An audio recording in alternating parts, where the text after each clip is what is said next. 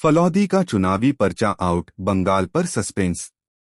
अनुमान, सट्टा बाजार का बड़ा दावा, कहीं कांटे की टक्कर तो कहीं सरकार।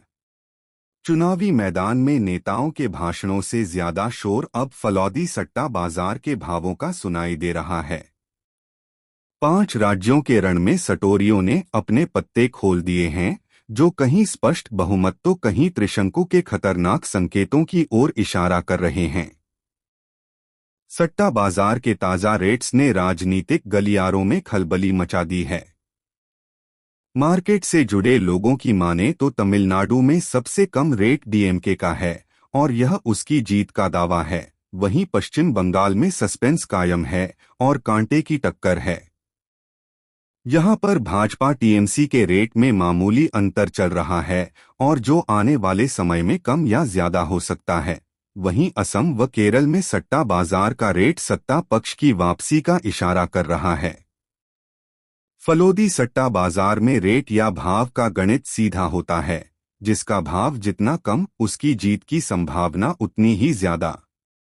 हालांकि हर दिन रेट अभी ऊपर नीचे हो रहे हैं। मार्केट का मानना है कि इस बार साइलेंट वोटर त्रिशंकु विधानसभा की संभावनाएं बनाने हुए कई दिग्गजों का गणित बिगाड़ सकते हैं।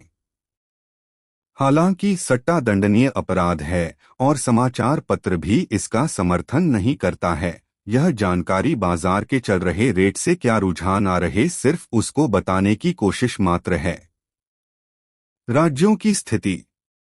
1 असम और पुडुचेरी, यहां भाजपा और एनडीए का पलड़ा भारी है। असम में 40 पैसे से 60 पैसे का रेट सत्ता की निरंतरता की पुष्टि कर रहा है। वहीं पुडुचेरी में कांग्रेस के पतन के बाद एनडीए 75 पैसे के भाव के साथ फ्रंट फुट पर है। 2 पश्चिम बंगाल, बंगाल में मुकाबला सबसे रोमांचक है। यहां टीएमसी और भाजपा के भाव 1.10 से 1.25 रुपए के बीच ढूल रहे हैं।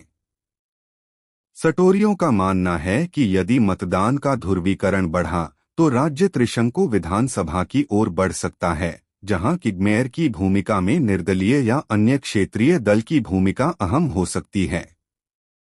3 तमिलनाडु, यहां डीएमके गठबंधन पर 30 पैसे का सबसे कम भाव यह बता रहा है कि यहां सरकार की वापसी की उम्मीद है।